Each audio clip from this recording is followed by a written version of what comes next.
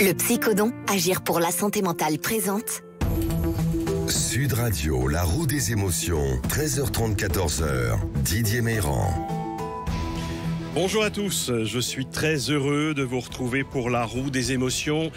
Vous le savez, nous avons tous 6 émotions qui animent notre santé mentale. La joie, la tristesse, la colère, la peur, la surprise et le dégoût. Je vous propose de décrypter les faits marquants d'actualité de cette semaine par le prisme des émotions. Nous tenterons de prendre de la distance face au flux incessant de l'information. Et pour nous aider, Marine Colombel, bonjour. Bonjour Didier. Vous êtes psychiatre, auteur du livre « Écoute tes émotions pour te libérer et sortir des ruminations mentales » chez Marabout.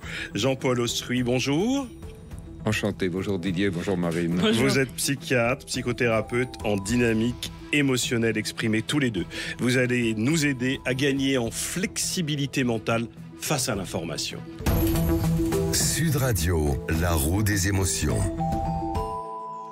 Guerre en Ukraine, le président ukrainien conforte ses troupes en déplacement surprise sur le front. Mercredi dernier, le président Zelensky a promis la défaite de Moscou à ses soldats. Quelques heures après de nouvelles frappes meurtrières de l'armée russe à Zaporizhzhia. C'est comme cela que l'on dit, paraît-il. Le président ukrainien a promis une victoire militaire sur la Russie terroriste. Dans le même temps, le directeur de l'Agence internationale de l'énergie atomique a mis en garde sur l'état précaire de la centrale nucléaire de la ville. Beaucoup d'informations dans cette brève. Jean-Paul Ostruy, vous réagissez comment? Quelle émotion vous semble légitime pour réagir? Alors je ne sais pas si elle est légitime, mais l'émotion que le président Zelensky cherche à provoquer, c'est celle du chant des partisans, c'est celle de la Marseillaise. La victoire en chantant nous ouvre la barrière. L'élation et la joie, mais en réalité, c'est un masque, parce que derrière tout ça, il va y avoir des centaines de morts, il y en a, il va y avoir des mutilés à vie, et donc l'humanité en est là. On déguise quelque chose qui est finalement navrant, en provoquant une exaltation pour permettre de supporter et de passer par-dessus la douleur et la mort. Marine Colombel. Oui, c'est intéressant de voir aussi l'utilisation collective de l'émotion, parce que l'émotion, on en parle souvent à l'échelle individuelle, mais là, on est typiquement dans de l'émotion collective, avec un renversement de la peur qui va se transformer en joie, pour faire une sorte d'élan de conquête. Donc, on a vu à travers les siècles, dans toutes les grandes guerres, c'est marqué par ces grands conquérants. Et là, on voit vraiment une volonté du chef ukrainien de donner cet élan à son peuple actuellement. J'ai volontairement insisté sur un mot.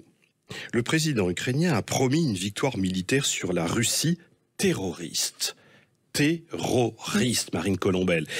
C'est fort comme mot, pour toucher l'inconscient collectif. Comme psychiatre, ça doit vous intéresser. De la fameuse terreur, c'est de là d'où vient terroriste, de la peur, de cette inversion finalement de la peur. Et de l'utilisation aussi de la peur. Il faut savoir que, à la base, le terrorisme, ça vient du Moyen-Âge, avec les assassins qui, par la terreur, imposaient leur vision politique dans le Moyen-Orient.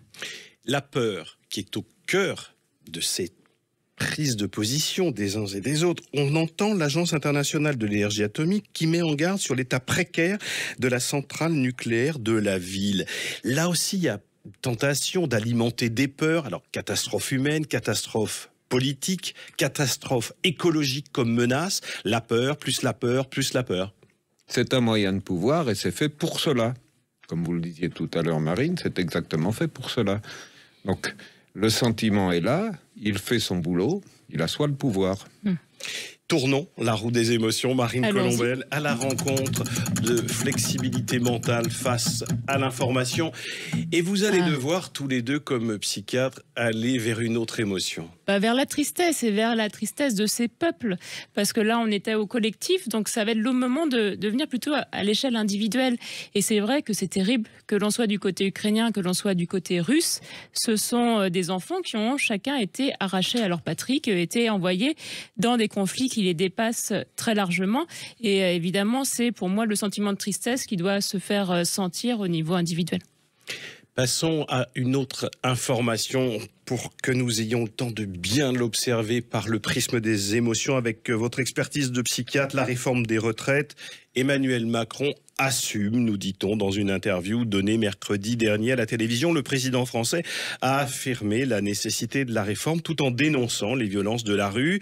Les mobilisations, vous l'avez vu cette semaine, sont très fortes. Le président ne semble pas émettre de regrets. Il a pointé du doigt l'attitude des syndicats qui n'ont pas proposé de compromis, déni et mensonge, a répondu le secrétaire général de la CFDT.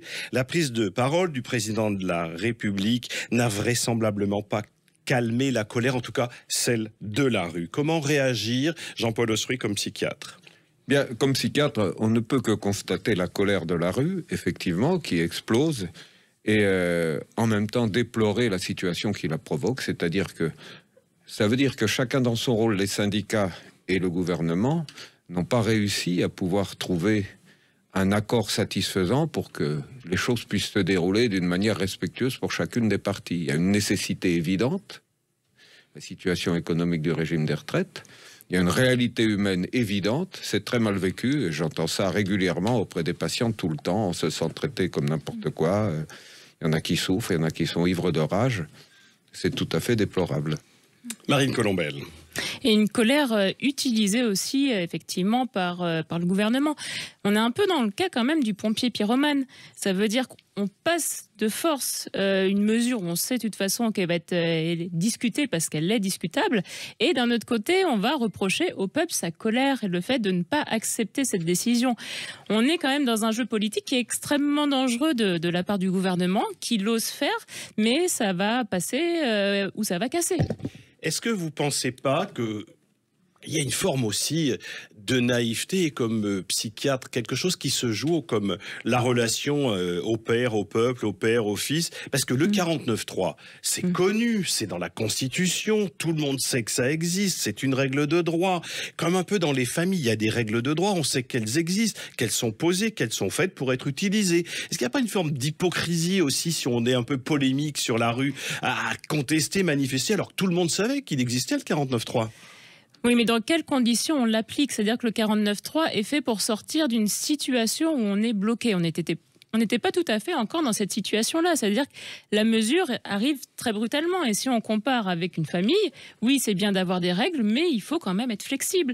Ça veut dire qu'il faut s'adapter à la situation, sinon on devient une famille pathologique. On devient une famille pathologique et la violence surgit. Tout à fait, la violence morale, la violence même physique. Cette violence qu'on retrouve aussi dans les rues, Jean-Paul Osruy. Comment vous observez la violence comme psychiatre, celle qui se manifeste dans les rues, et en particulier avec certains mouvements radicaux ou extrémistes? La violence, là, comme très souvent ailleurs, vient du fait que même si rationnellement tout ça peut s'expliquer, si le 49.3, comme vous le disiez, fait partie de l'arsenal juridique normal de la Constitution, les affects, les sentiments, les émotions des gens n'ont pas été pris en compte. C'est ça le fond des choses. Mais vous, comme psychiatre, est-ce que vous nous aidez ou pas à prendre un discernement? Les affects, les sentiments n'ont pas été pris en compte. Mais est-ce que les chaînes de télévision, de radio ne tournent-elles pas en boucle les mêmes images, avec les mêmes typologies de population qui sont encore dans les rues? On a envie de se dire, en même temps, il y a des 65, 68 millions de Français, on nous montre tout le temps les 1,2 million ou 2 millions qui sont dans les rues. Mais et les autres, ils sont où? Et les autres, ils sont pas spectaculaires, alors ils intéressent personne. Voilà, mais pourtant ils sont là. Mais ils sont là, bien sûr. Donc la violence cassée, on est tous d'accord pour dire que ce n'est pas légitime.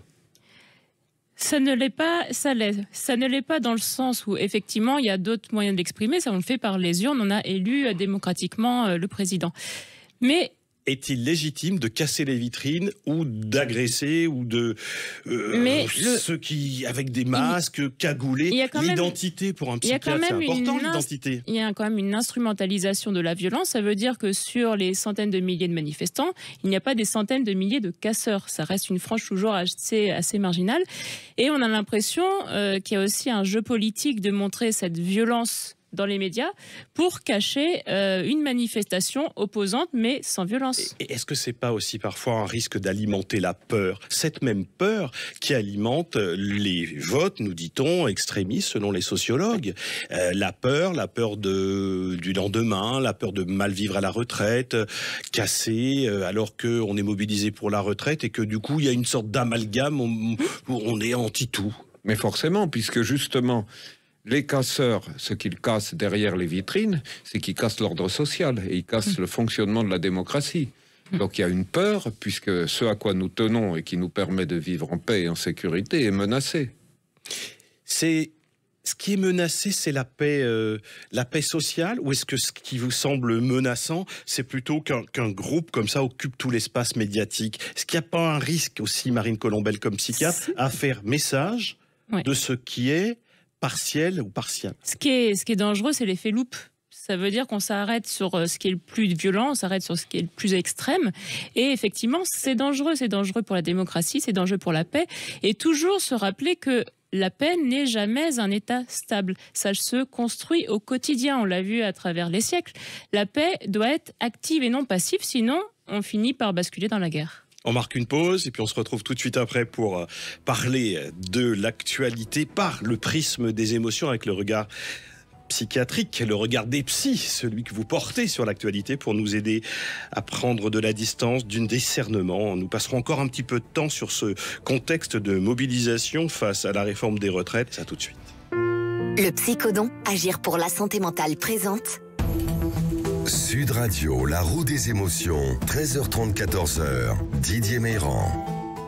Et nous poursuivons avec la roue des émotions pour observer l'actualité de la semaine par le prisme des émotions avec les regards de deux psychiatres. Jean-Paul Austruy est avec nous, psychiatre et psychothérapeute en dynamique émotionnelle exprimée, et Marine Colombel, psychiatre et auteur d'Écoute tes émotions pour te libérer, sortir des ruminations mentales aux éditions Marabout. Et nous en étions à parler de l'actualité forte de cette semaine, la mobilisation contre la réforme des retraites.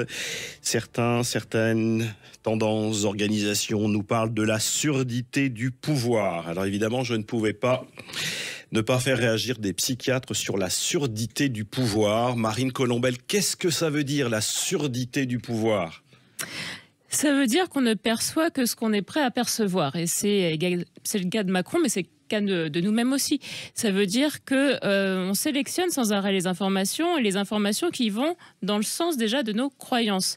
Elles vont dans le sens de nos croyances. C'est-à-dire qu'on ne peut entendre que ce que l'on est à même à bien vouloir entendre. Et concevoir. Ça veut dire peut-être que le président n'entend pas la rue parce qu'il n'est pas capable de concevoir une sorte de contre-pouvoir de la rue. Et que la rue n'entend pas le président parce qu'elle n'est pas capable d'entendre le président et qu'ils sont chacun dans leur prisme. Chacun est dans son monde. Jean-Paul Austruy ? Tout à fait d'accord avec Marine, c'est-à-dire que pour moi, c'est une immaturité affective. Nous en sommes là. On ne peut pas bien entendre l'autre. On se crispe sur son point de vue et on le défend bec et ongles. Immaturité affective, c'est-à-dire qui fait l'enfant dans cette histoire ? C'est pas véritablement faire l'enfant. C'est pas véritablement faire l'enfant. C'est être bloqué dans le développement humain à un certain stade de crispation sur son petit moi. Il y a un moment, par peur. C'est-à-dire, moi, je ne veux pas changer. Je ne veux pas changer parce que j'ai peur. Je ne veux pas changer mon programme politique. C'est très difficile au-delà d'un certain point, dans une situation de tension. Nous ne savons pas bien vivre les conflits. Or, les conflits, comme disait Marine tout à l'heure, sont absolument permanents et la paix, ça se construit en réglant sans cesse des conflits. Il y a un point, quand le conflit devient trop dur, où il y a une crispation de chacun sur son point de vue, et là, on est en situation bloquée de surdité à propos du point de vue de l'autre. Donc, espérons que cette surdité va se soigner dans les jours à venir, que le président Emmanuel Macron va trouver prothèses auditives et que les manifestants dans la rue vont trouver aussi prothèses auditives et que les uns et les autres vont trouver de nouveaux échos pour se parler. Parce que se parler, c'est ça la solution. On dit souvent qu'il faut poser des mots sur des mots, il faut se parler. Avant de se parler, il faut déjà s'écouter.